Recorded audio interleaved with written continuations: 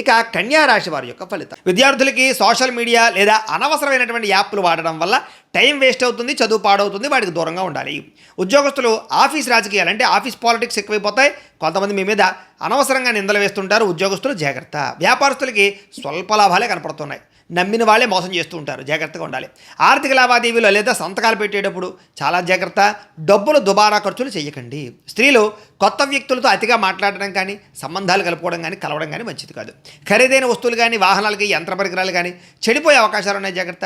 విదేశాల్లో ఉండే భారతీయులకి డాక్యుమెంట్ వ్యవహార విషయాల్లో అశ్రద్ధ కనపడుతోంది కాబట్టి అలాంటి విషయాల్లో, చట్టపరమైన విషయాల్లో కూడా జాగ్రత్త తీసుకోండి. ఊహించని ఖర్చులు పెరిగిపోతాయి. విలాసాలకి, సరదాలకి, ఆహారానికి, బయట తినడానికి ఖర్చులు ఎక్కువైపోతాయి. జాగ్రత్త. అప్పులు తీసుకునేటప్పుడు కూడా జాగ్రత్త. ఆవేశంతో కొత్త అప్పులు తీశారనుకోండి, లేదా షూరిటీ సంతకాలు పెట్టినా సరే ఇబ్బందులు పడతారు. అనవసరమైన అప్పులు ఈవేళ చేయకండి. రాత్రి ప్రయాణం మంచిది కాదు. మద్యం సేవించి వాహనాలు నడపకండి. కుటుంబంలో చిన్నపాటి పట్టింపులు, మాట పట్టింపులు, తగాదాలు కనపడుతున్నాయి. మీరు ఆవేశంలో నోరు జారకండి. వివాదాలకి దూరంగా ఉండండి. ఇతరుల యొక్క పంచాయతీలు, ఇతరుల యొక్క గొడవలు మీరు తలదోచకండి. సమస్యలు ఎదుర్కొంటారు. ముఖ్యంగా సమయానికి నిద్రాహారాలు లేకపోవడం వల్ల, ఆహార నియమాలు మంచివి పాటించుకోకపోవడం వల్ల గ్యాస్ట్రిక్ ట్రబుల్, ఉదర సంబంధ వ్యాధులు వస్తాయి. జాగ్రత్త. ప్రేమికులకి మూడో వ్యక్తి మధ్యలో మీ మధ్యలోకి రావడం వల్ల, దూరడం వల్ల సమస్యలు మొదలవుతాయి. జాగ్రత్త. భార్యాభర్తలు పాత విషయాలు తలుచుకుని అనవసరంగా ఇంట్లో గొడవ పెట్టుకోవడము, మనశ్శాంతి కోల్పోవడం కనపడుతుంది కాబట్టి ఒకళ్ళనొకళ్ళు విమర్శించుకోకండి.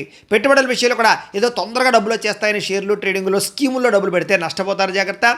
ఎవరో చెప్పినటువంటి తప్పుడు ప్రచారాలను నమ్మి చెడుగా వ్యవహారం చేయడం మంచిది కాదు కాబట్టి తత్వ జాగ్రత్తలు తీసుకోండి. మీకు గౌరవం తగ్గుతుంది. జాగ్రత్త.